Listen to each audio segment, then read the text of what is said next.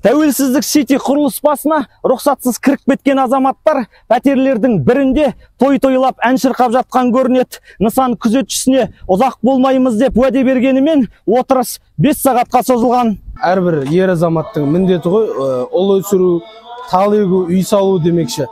Менің случайымда енді үйді құрылыс компаниясы салып беріп жатыр. Тәуелсіздік Сити деген ЖК-ға дольщик дейді ғой, үй алғамыз осыдан.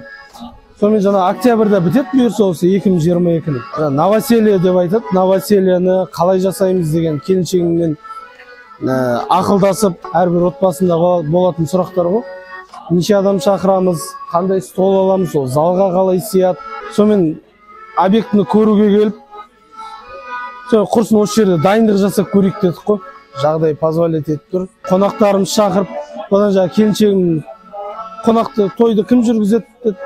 Ақылбек жүргізсін да дедім. Ақылбек жүргізе ала ма ол деді. Пожалуйста, білейік жүргізе ала ма деп. Ақылбек әншілер бар. Тойға былай айтқанда гемпрогон жүргізіп жатырмыз. Әйелдердің де үлкен сұрақ қой. Мына салатым желінбей қалды, ана тамағым желінбей қалды дейді. Сол қойып көрсін, не желінеді, не желінбейді, осы жерден көріп алсын деп. Сосын жаңағы қонақтарымызды да шақырып жатыр. Кім келмей қалады екен, осы бастан біліп отырайық деп. Сосын жаңағы қатты ішетін другым бар, оны да шақырып қойдық. Насколько ішеді екен, бәріне дайын болған жақсы. Өзім барлық нәрсеге алдын ала дайын болғанды мен жақсы көремін. Сол үшін де осы дайындықты жүргізіп жатырмыз. Бұндай жағдай енді мен өмірімде бірінші рет болып тұр.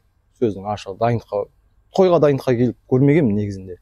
Сосын бірақ той иесінің өзі айтты, тойда қалай жүргізесің, дәл солай жүргіз, дайындық. Көреміз деді. Бүгін айырдым, жалдайды шығар енді тойда көреміз. Ғани Абдиев, Ислам Нұрмағамбетов, ФТК арнасы.